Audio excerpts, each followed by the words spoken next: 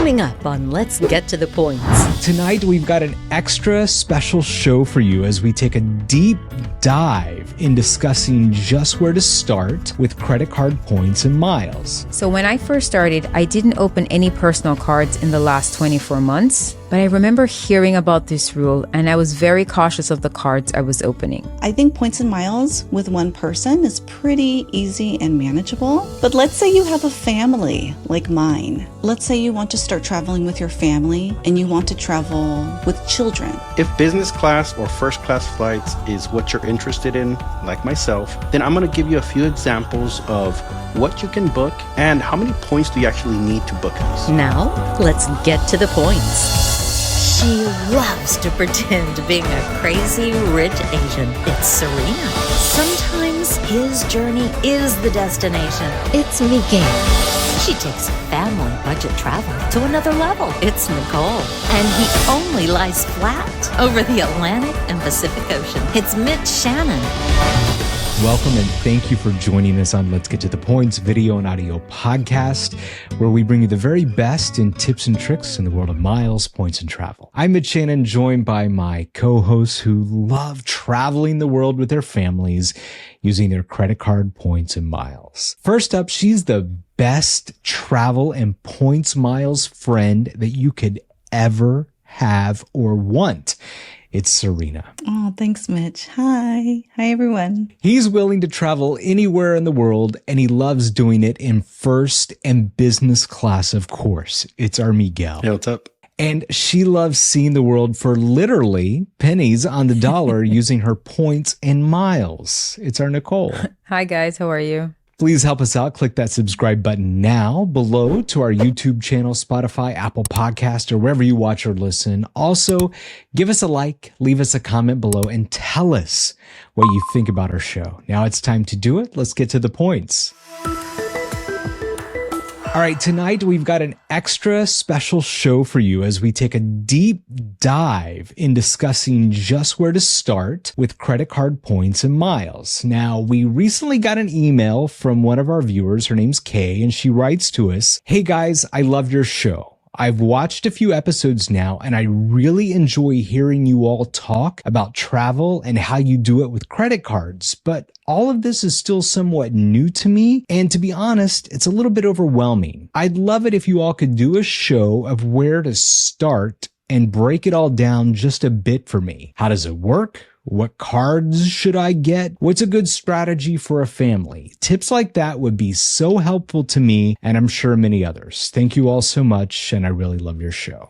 Oh, that's a great email. Thank you for sending that in. I saw it come in and I thought, what a wonderful idea for a show. Laying out, what some of these terms that we use are, help identify some starting paths for those of you that are new to this, and maybe even for us, think back to when we got into points and miles and talk about if we started over, what we might do differently. For those that are into credit card points and miles already, I think you're really going to enjoy this discussion we're going to be having in regards to thinking about your strategies and the course that yourself have actually plotted forward. So as we get started tonight, I think it's important to lay out a little bit of groundwork before we start all of this. For you that are watching, we'd love to have you drop a comment below on what has or maybe hasn't worked for you, and maybe even talk about your own points and miles journey that you're on as well. First, there's a couple of things that are very basic that you need to make sure that you have in order before you even dive into credit card points and miles. The most important is you need to have good credit.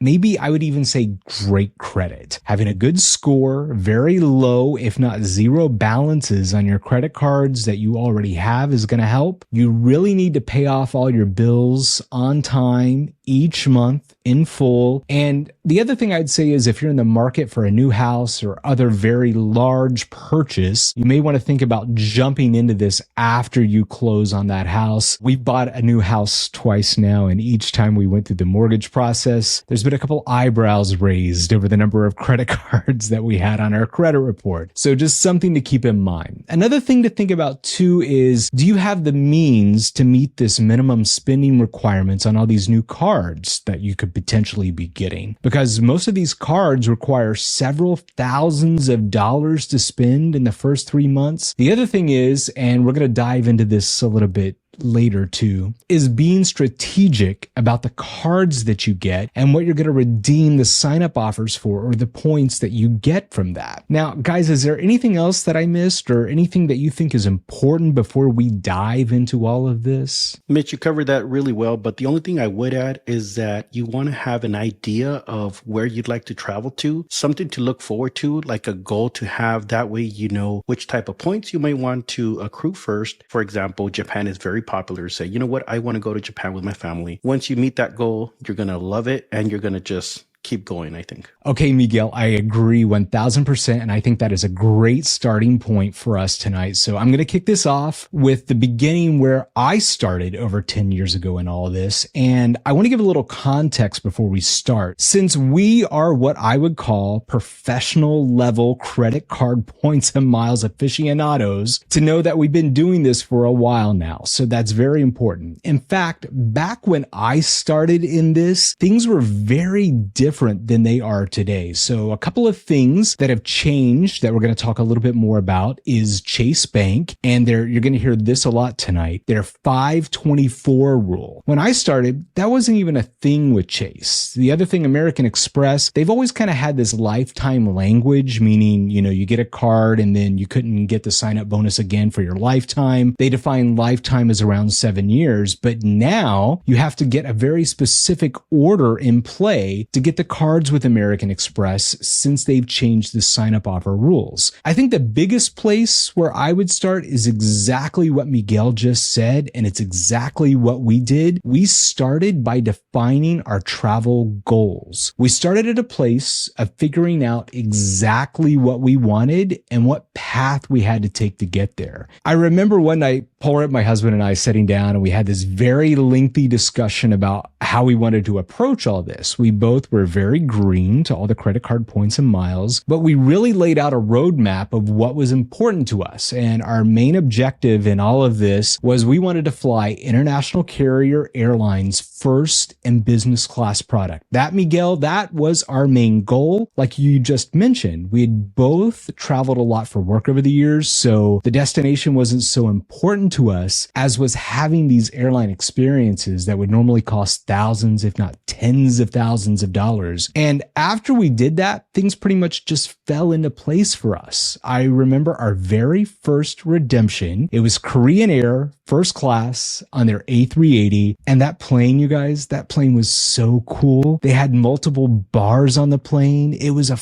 full aviation lover experience. We loved every minute of that flight so much that we did it twice. Things have changed a lot since then. So like now it's really hard, not even if impossible, to get a redemption on Korean Air for first class. So I share this experience with you, because I joke a lot on the show about not flying coach, but I wanted to give a little depth behind why we fly business class or first class. We do it because we love the experience of it. And I think that's the important part where one needs to start. If it's your P2, P3, P4, and so on, you really got to identify what those goals are for your points and miles. That's very important. So once you've done the basic housekeeping, you then need to get to the point of what cards you should get. I'd probably pretty much start with Chase Bank these days. Once you are over 524, that changes things a lot. Now, Nicole, we've talked about this many times, how important Chase is to you. And that's part of your own strategy, right? Staying below 524. So I'm really hoping that maybe you can really explain in depth what 524 is and kind of walk everyone through the ins and outs of Chase and why their cards are very important to you.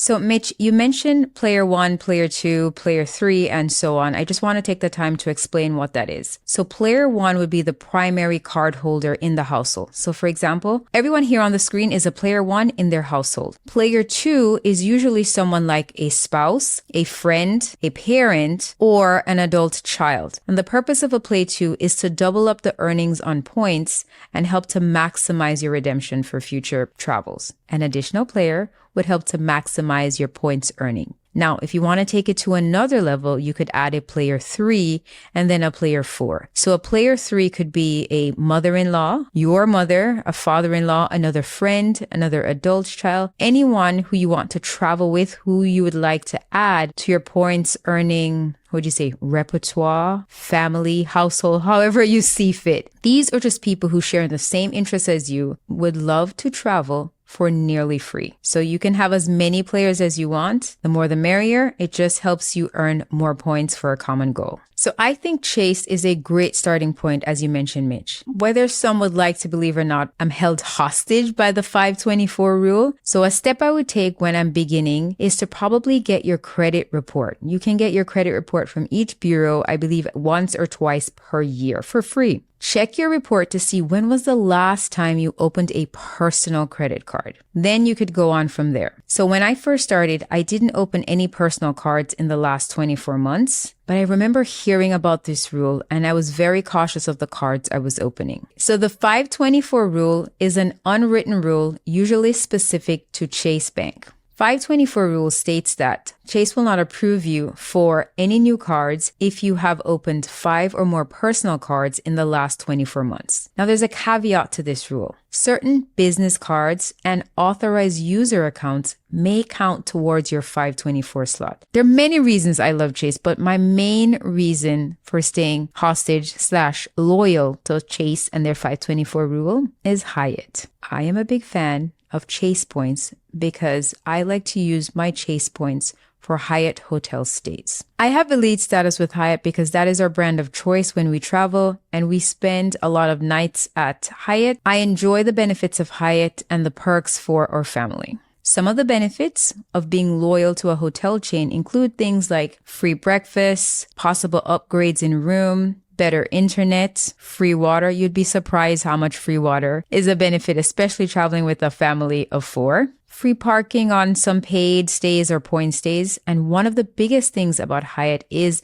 they have lower point redemption stays. Here's what that means. If I were to stay at a mid-level Hilton hotel, it may cost about 50 to 70,000 points. At a Hyatt brand hotel, a mid-tier hotel may cost you 12 to 20,000 points per night. So for almost a quarter of the points, you'll get the same hotel stay in a different hotel. Part of the reasons I like to earn points at a bank level is because they are transferable. What that means is I can use my points between different hotels or different airlines. If I were to earn at the hotel level, I could only use those points with that specific hotel. Nicole, I agree with that. And when we're talking about bank level, we're mostly talking about American Express points, Chase points, Citi Thank You points, and Capital One Venture Miles.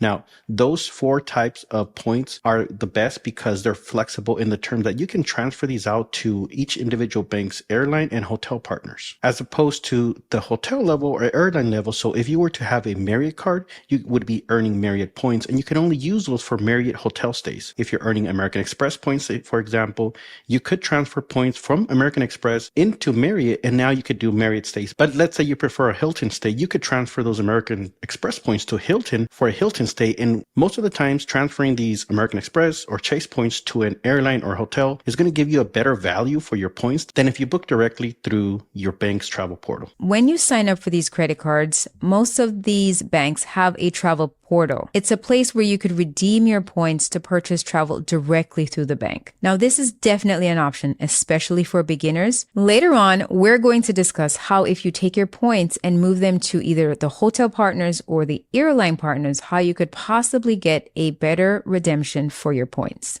So think of the travel portal, something similar to Expedia and Orbitz, where you can book flights, hotels, and rent a car directly using your bank points. One of our handicaps is that we discuss points and miles with each other so often. Sometimes we use some terms or some jargon, which may be very specific to people who are into points and miles and are very enthusiastic about this topic. So if we use a term or say something that you're not quite sure about, please leave us a comment or a question below, and we will be happy to explain it in more detail to you or refer you to one of our previous episodes where we go more in depth into that topic. So, Nicole, great job starting with Chase and really kind of diving in there and explaining what 524 is and the transfer partners of Chase. First question to you guys is a little discussion here. This seems the strategy is in points and miles when you're going to start getting cards, start with Chase. That's kind of where you want to start. So as someone that would be new to this, do you agree with that strategy? Do you think Chase is where you should start? If I were doing this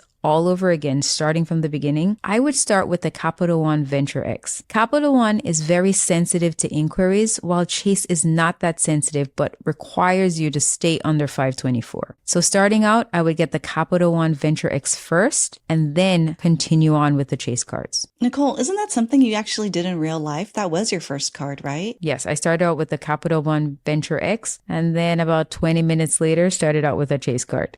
I'm not sure that I would recommend...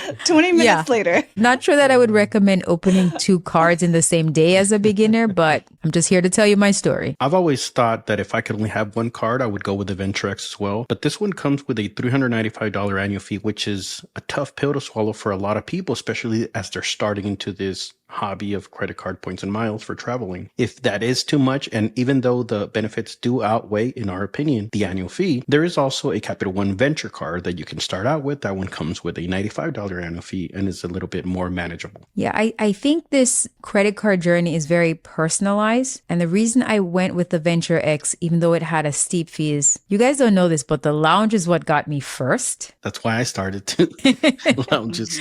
Paying $395 and getting $300 back made sense to me mathematically, and getting global entry. So when I started, I have neither of these. I had never been to a lounge, didn't even know what global entry was. We knew we wanted to travel, so we were going to use that $300 credit anyways. So in our books, it made sense to pay that fee and get all the return on the back end. The Capital One Venture X has a $395 annual fee. With this annual fee, you get certain travel perks. One is a $300 travel credit that you can use in the Capital One travel portal. This is like a coupon to pay for flights, hotels, and even rental car. So it would subsidize the $395 that you're paying for the annual fee. In addition, you're going to get access to Priority Pass lounges, and you will also get a credit to apply for TSA PreCheck or global entry. So with that said, it really depends on your travel goals, whether or not you think Chase or Capital One or Citibank or American Express is the best place for you to start. Mitch, I agree. If I would start again, I think I would start with Chase and at least get the main Chase cards that I want out of the way, so I don't have to come back and worry about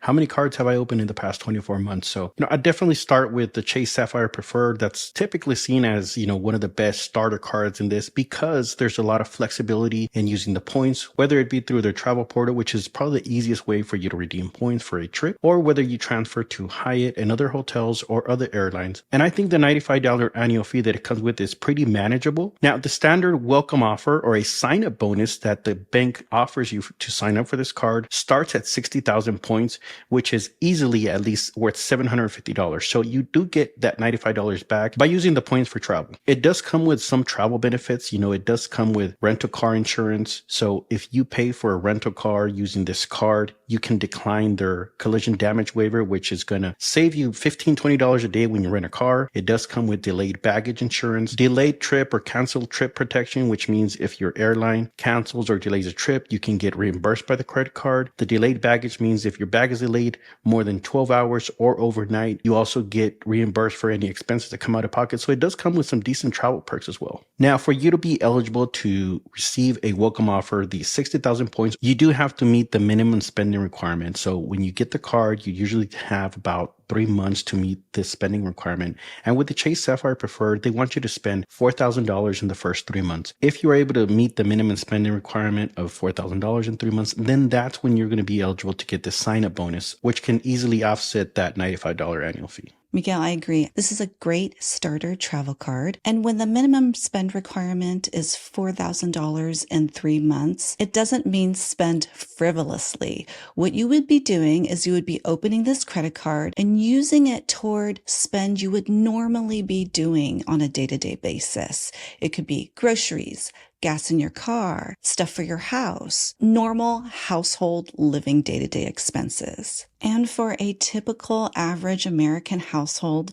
spending about $1,300 per month is pretty easy to do, especially with all the high expenses that we have. So if you're starting out in this hobby, the Chase Sapphire Preferred is a good card to consider as your first card. Okay, so those are all some great points on some great starting points, whether you want to start with Chase or whether you want to start with Capital One. So I think it's important that maybe we do a quick little recap before everyone's head kind of explodes with all the information that we are giving them. So let's recap it real quick. If you are watching or listening to this, we will assume that you are player one. You are the P1. So what you would do at this point is you would select your first card. Let's assume it's the Chase Sapphire Preferred. You will apply for this card and hopefully get approved. You will then meet the minimum spend in 3 months. And then after that, you will see your welcome bonus and the points you earned from the minimum spend. And then your next step is to redeem those points toward travel. And you don't have to use those points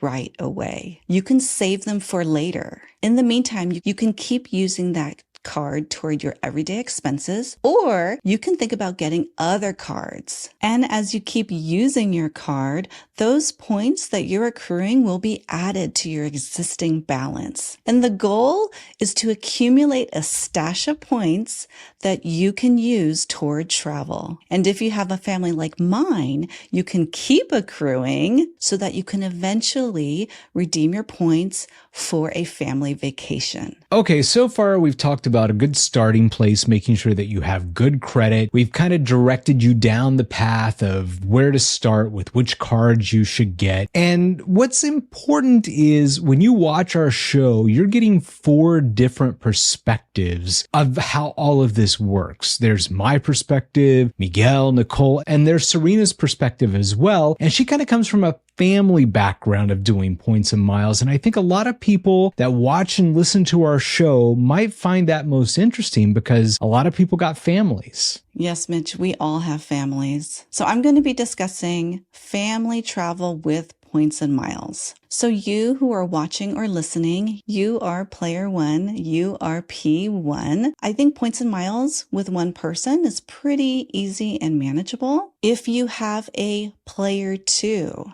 that is in this hobby with you, I also think a 2-player strategy with points and miles is also manageable. But let's say you have a family like mine. Let's say you want to start traveling with your family and you want to travel with children or siblings or parents or grandparents. It can get a lot more complex, but doable if you put in the effort. So let's take my family. I have 2 children who are turning 9 and 13 years old, and sometimes I bring along my senior parents too on our trips. My children cannot open credit cards yet, so that means me and my husband, my P2, have to earn and redeem points for 4 tickets instead of 2 tickets. For my parents, I will open cards for them, but not as often as I do for me and my husband because my parents don't have a lot of spend. With a family involved, not only do I have to earn more points for my kids' tickets, but we also might need 2 or 3 rooms at some hotels. And when we're constrained by the school calendar, we have to travel during the busiest times of the year, which can oftentimes be periods with the least award availability, like during winter break. So I will talk about the strategies that I use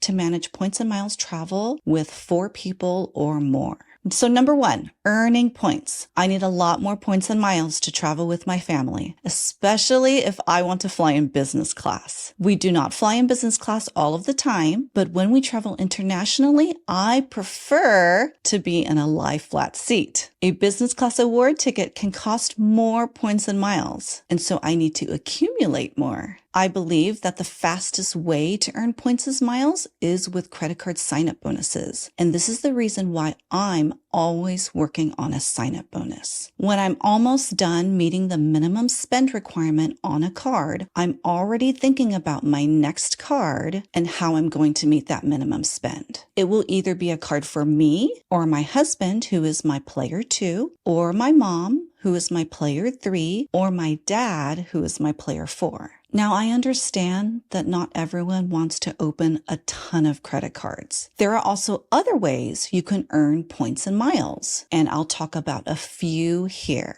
There are online shopping portals. Examples are Rakuten or airline shopping portals. This is when you do any online shopping, you'll want to earn more points and miles for that spend by clicking through a portal. And Rakuten is very popular because you can earn American Express points with online shopping. There are also airline dining programs where you can earn more points and miles by dining at certain restaurants. There are bank accounts, such as Basque Bank rewards you with American Airline miles for having an account. And also American Express offers a points bonus when you open a business checking account. There are surveys. Multiple airlines want you to share their opinion through surveys, and they will reward you with airline miles. And then you can also buy miles. You can buy miles if you need them, if the math makes sense. In my household, for earning points, I use shopping portals, but the bulk of my points are earned through credit card sign-up bonuses. Okay, so the second thing I'm going to talk about is credit card strategy. I am opening credit cards across 4 different players. Again, that's me, my husband, my mom, and my dad. I try to stick with the flexible, transferable points that Nicole talked about earlier. The credit card points from these major banks are flexible because I can transfer them to airline or hotel partners. And this gives me the flexibility I need to transfer points when I need to. Now I'm going to talk about redeeming points and miles for family travel. This can sometimes be the hardest part for families, but also the most rewarding because it feels so good to sit on a plane with my family and to sleep in a luxury hotel and pay almost nothing for it. So here are some tips I have for redeeming points and miles for family travel. First, we'll talk about accommodations. As Nicole mentioned in the beginning of the show, Hyatt is a big favorite for families. Hyatt offers the greatest value for families with their redemptions. And here are some examples. Hyatt Regency Lost Pines in Texas is 25,000 points per night. They have animals, activities, a lazy river, and a water slide. And all of that is included at this resort. The Hyatt Regency Indian Wells in Palm Springs is 20,000 points per night. And this is a family-friendly resort with water slides. And with that Chase Sapphire Preferred that we talked about earlier in the show, if your bonus is 60,000 points, you could stay here for free for 3 nights. An equivalent family-friendly property from any of the other major hotel brands like Marriott, Hilton, or IHG, those will cost a lot more points, which is why we love Hyatt so much for families. With Hyatt, you're getting tremendous outsized value. And like Nicole said earlier, Chase is the only bank that transfers to Hyatt. So I save almost all of my Chase points for Hyatt. With the Hyatt Regency Indian Wells example, for perspective, if I were to pay 3 nights at that property, it would cost over $2,000 for my family to stay there for 3 nights. So to be able to use points to book this property is a huge win because I saved my family a lot of money. Now for flights. When my kids were younger, we flew Southwest Airlines a lot. We traveled domestically because it was just easier for us. And Southwest is great for families because they have a companion pass program where anyone can fly for free with you.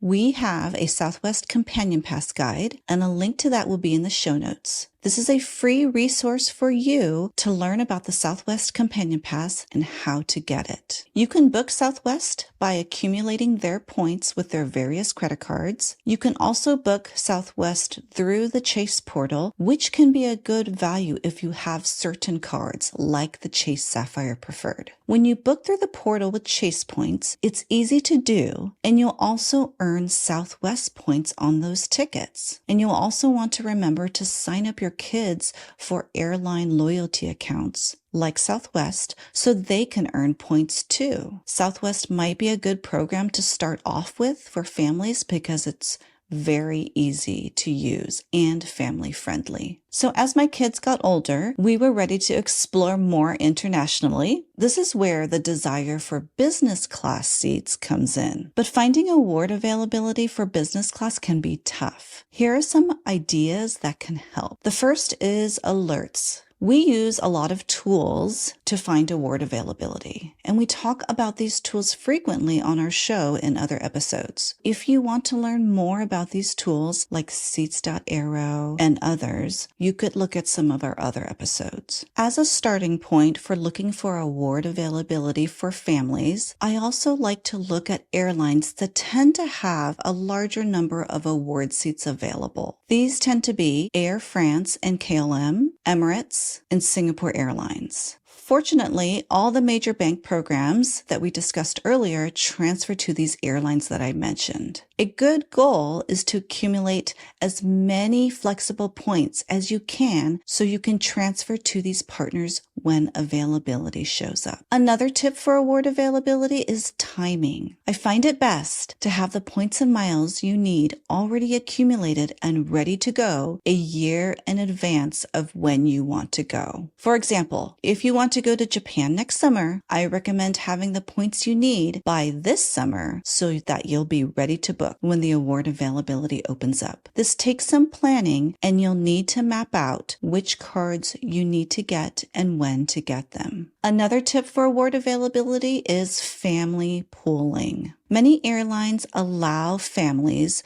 to pool their points together in one bucket so that you can book award tickets from one account. I have family pooling set up with Air Canada Aeroplan, Air France and KLM, Emirates, and JetBlue. With family pooling, I can transfer my American Express points to my Emirates account, and my husband can transfer his points to his Emirates account. And together, we have a family pool of points from which to book award tickets. My final tip for award availability is to get creative. And that can be maybe splitting up. Some of you can fly in economy, some can fly in business class. Your family could also fly on different days to get to where you need to go. It could also consist of positioning to another city that has award availability. So those are some of my tips for points and miles related to family travel. It does take some effort, but I promise the reward is so great. I never imagined my family would be traveling as much or as well as we do now, and this is all thanks to this wonderful hobby of points and miles. Listen, there are endless possibilities, alternatives to this points and miles game. If you want to learn some more of the more advanced and creative techniques that we use, let us know in the comments, and we'll follow up with possibly a second part to this beginner guide. Now that you've watched or listened to this beginner show, now maybe the other episodes that we've put out, we're at 57, will make a little bit more sense. So when you go back and check out the previous episodes, you realize that some of the terms that we said that maybe weren't so clear before are clearly defined in this episode. So we've talked about family travel. Miguel is going to tell us about these aspirational trips, these first class, these premium cabins. If business class or first class flights is what you're interested in, like myself, then I'm going to give you a few examples of what you can book and how many points do you actually need to book these. I like to redeem my credit card points for these because these cost thousands of dollars. One of the first things that I want to point out is that most of the time you're going to have a better experience if you book a foreign carrier. You know, we're used to seeing American, United, and Delta because it's the big three airlines here in the United States. You'll probably have a better experience by booking an airline from the Middle East or Asia, such as Qatar Airways, Emirates, Etihad, Japan Airlines, Singapore Airlines. Any of those, you're going to have a better experience. And this doesn't matter if you're flying business class, first class, or economy. Most of the time, just that's the one you should pick. So how many points do you actually need? Let's go over some examples of how many points you need if you're flying out of the US, either to Europe or to Asia, and how many points you need to be able to book this. The first example I want to highlight is flying on Iberia, which is a Spanish airline. If you're flying from the East Coast and Chicago to Madrid in Spain, you can book that for 34,000 points each way in business class. So if you're talking about a round trip for one person, it's 68,000 points, and you can get that with pretty much one sign-up bonus of the Chase Sapphire Preferred. The next example is booking Emirates business class from either New York to Milan in Italy or from Newark to Athens in Greece, and you can book that for as few as 108,000 points round trip in business class. The next example is booking Air France or KLM, which is a Dutch airline. Business class would cost you as few as 100,000 points round trip from pretty much anywhere in the US to anywhere in Europe. This is a little bit easier to book and to find that award availability that we're talking about. And award availability, just to recap, is airplane seats that you can actually book using your points, because not every seat on the aircraft is going to be available for you to book with points. Most of the credit card points that we're talking about, American Express, Chase, Citi, Capital One, they all transfer to Air France. So it's a great program for you to book if you're trying to go to Europe. Another way to get to Europe is using American airline miles, and you can book that for as few as 115,000 American airline miles round trip in business class. The last example I want to cover to get to Europe is using Air Canada's Aeroplan program. That's their loyalty program, and most of these credit card points again transfer to Air Canada. By transferring your credit card points to Air Canada, you can fly in business class from the US, from the East Coast to Europe for as few as 120,000 points round trip in business class. Let's talk about Japan. Japan seems to be ever popular and everybody wants to go to Japan. I've been there twice. I want to go back again. And one of the best ways for you to get to Japan is to fly Japan Airlines. And you can do that for as few as 120,000 American airline miles round trip in business class. And let me tell you, that is one of the best redemptions you can do. And last but not least, I want to talk about Qatar Airways, because that's also a very popular business class that everybody talks about. It's one of our favorite business class, and some call it the world's best business class. You can fly that for as few as 140,000 points round trip from the US to the Middle East. So those are just a few examples that I wanted to highlight and just kind of give you an idea of how many points you actually need to do one of these bookings. It's another story to actually find the seats that you can book using points, especially if you have specific dates. You'll need flexibility or a little bit of luck to be able to redeem these type of trips, but it's worth it. Okay, those are some great redemption ideas that you gave us, Miguel. And I think we really helped a lot of people dive into this that have never even thought about a lot of this stuff, that are just getting into credit card points and miles. So I think this was a great first attempt at helping those people out when it comes to all of this getting started. So I think that's a very important thing. And we got a couple of things we want to point people to, right, Serena? Like we've got our mistakes episode. That's right. Even we have made mistakes along the way. Some of them involve an iPad.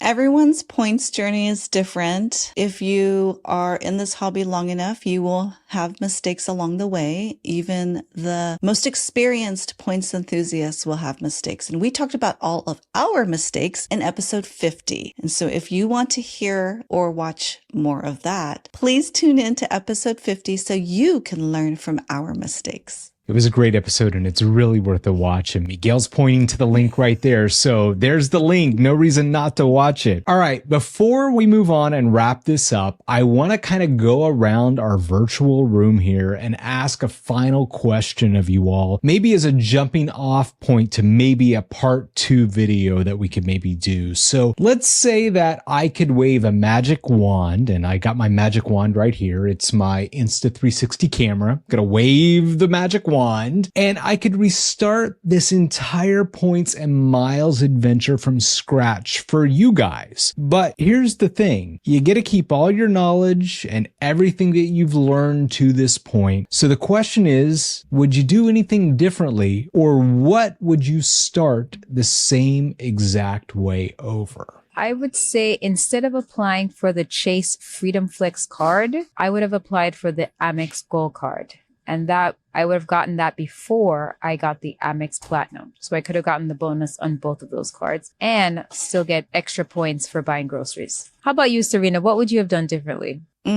Okay, so I have two. First one is I would have traveled more when my kids were younger. I'm at that stage right now where my oldest, she's 12 and she doesn't want to take days off of school, which aggravates me because I feel beholden and jailed by the school calendar, which I don't like. So I wish I had pulled them out of school earlier when they were younger, when it didn't matter. Second thing is I would have done what I could back in the day to stay out of Amex pop-up jail. And if you don't know what that is, you need to watch episode 50 because it's one of my mistakes. How about you, Miguel? Well, I would have got more chase cards that I wanted. So one of the cards that I really would like to have is a IHG card for the Holiday Inn group of hotels. And I'm at the point now where it's hard for me to get approved for chase cards because I've gotten so many other cards after that. So I would like to have gotten that card because one of the benefits of that card that I wish I could have is that you get the fourth night free when you redeem IHG points for a hotel stay. So I think that's a great perk, and you can only take advantage of that if you hold that card. So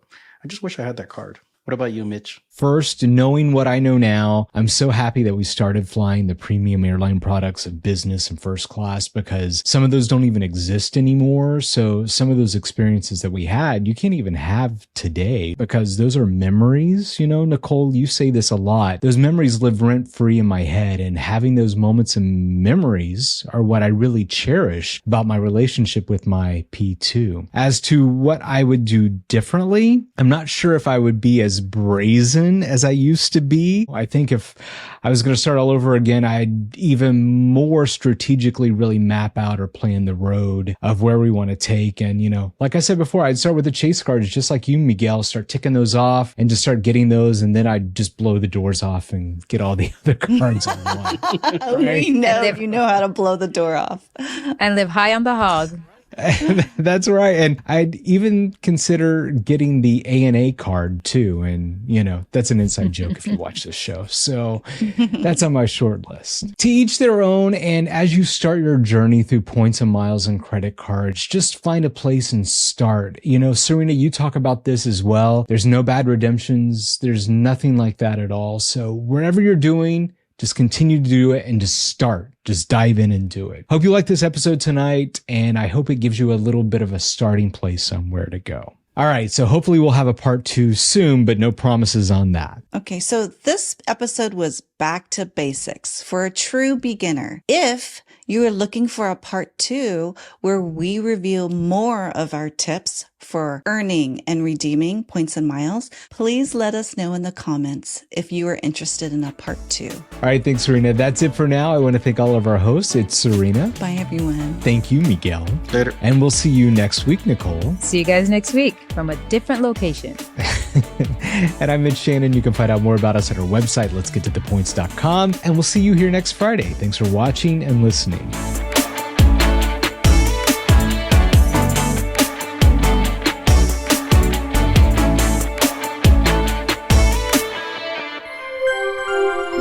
Let's get to the points.com.